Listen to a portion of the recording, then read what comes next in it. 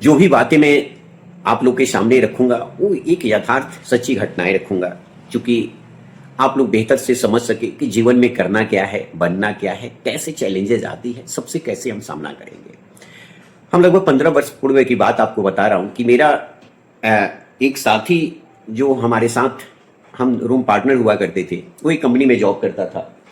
और उस कंपनी में जब वो इंटरव्यू देने गया तो कहीं इंटरव्यू के दौरान ही ना बोर्ड के सामने, बोर्ड भी जो है इंटरव्यू लेने वाली बोर्ड होती है, उसमें साइकोलॉजिस्ट होते हैं जो इमोशनल बातें करते हैं, और इमोशनल बातों के दौरान वो बहुत कुछ ऐसे चीजें थे कि वो अपनी व्यक्तिगत चीजें चर्चा कर दिया जिसे उसे चर्चा नहीं करना चाहिए था। इस चीजों को मैनेजमेंट नोट कर लेता है। उसे मौका मिला काम करना, उसने शुरू किया। जो काम 6 महीना में होना होता था, कंपनी का लक्ष्य 6 महीना का टारगेट था, उसे वो 2 महीना में पूरा कर दिया। नतीजा यह हुआ कि कंपनी की बचत, जो कंपनी को निवेश पे जो खर्चा, जो बजट लेकर चला था, वह आधे से कम बजट में वो काम पूरा होने लगा। जो काम उसे मिलता था, उस काम को करने के लिए 8 घंटा नहीं, उस 18 से 20 घंटा काम करता था। नतीजा क्या हुआ कि कंपनी काफी तेजी से ग्रो करने लगी। कंपनी उसे देने के बजाय इमोशनल निवेश करने लगी। इमोशनल निवेश मतलब इमोशनली बातें करना, इमोशनल ब्लैकमेल करना, इमोशन में बांधे रखना और उसे आउटपुट लेते रहना। उस पर कम से कम उसकी सैलरी ग्रोथ भी कम से कम दे रही थी कंपनी, उसको हर रूप में उससे कम से कम उस पर निवेश करती थी, लेकिन इमोशनल निवेश बहुत ज्यादा करती थी।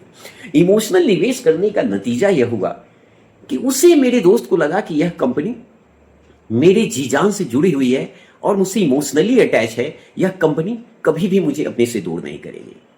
नतीजा यह हुआ कि मेरा दोस्त 5 या 6 साल उस कंपनी के साथ रहा। 5 और 6 साल में पूर्ण रूप से उस कंपनी को मार्केट में स्थापित कर दिया। जिस बाजार में काम करता था वहां पे वह नंबर 1 कंपनी हो गई, और ग्रोथ साइकिल उसने 20 से 25 साल का रिकॉर्ड तोड़ दिया। जो कंपनी उसकी, जहां वो काम करता था, बॉटम लेवल पे थी, वो टॉप लेवल पे आ गई।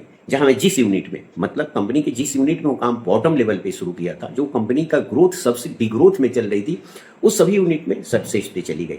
लेकिन कंपनी ने इमोशनल जो उसके साथ कनेक्शन लगा, जुड़ी हुई थी, उसको डिस्कनेक्ट करने लगी, क्योंकि कंपनी को लगा अब इसका मुझे कोई फायदा नहीं है। जितना इसे सीखना था, जितना मुझसे इसे लेना था, वो सभी चीज मैं ले चुका। और कंपनी ने धीरे धीरे उसे दूरियां बनानी शुरू कर दी, उसे परेशान करने लगी और उससे डिस्कनेक्ट हो गई। तो एक दिन उसे, चूंकि उस बीच में दौरान वो कहीं और शिफ्ट हो गया था, उसकी सैलरी अच्छी थी, दूसरी जगह जाकर शिफ्ट हो चुका था, तो हम दोनों फिर मुलाकात हमारी जब हुई उससे, तो वह बहुत आंखों में उसके आंसू भरा था और उस बातों बातों में बोलने लगा कि यार ये दुनिया बहुत बदली बदली सी है। हर व्यक्ति किसी ना किसी को यूज करता है। मैं जिसके साथ इतना इमोशनली होकर काम किया था, इसके लिए जी जान करके मैंने उसके ग्रोथ के लिए लगे रहा था, वही कंपनी मुझे इस तरह दोराहे पे लगा लाकर खड़ा कर देगी, मैं इस बारे में सोचा भी नहीं था। तो देखिए, ये मैसेज सिर्फ देने का मेरा दूसरा कोई कारण नहीं है, बता रहा हूं कि आप समझदार व्यक्ति हैं और समझ सकते हैं।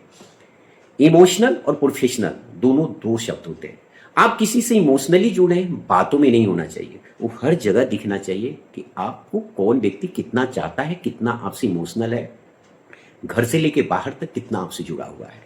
प्रोफेशनल जो वर्ड होता है, और प्रोफेशनल वर्ड में अगर कोई सिर्फ इमोशनल बातें कर रहा है, तो वो आपको इमोशनली ब्लैकमेल कर रहा है। इसको आपको समझना पड़ेगा। तो आप एक अच्छे प्रोफेशनल के रूप में इस चीजों का डिफरेंस आपको समझना बहुत जरूरी है, अन्यथा आपका लाइफ हर रूप में कहीं ना कहीं डैमेज होगा और आप एक दिन अकेला खड़े हो जाएंगे। सही था कि बेकार?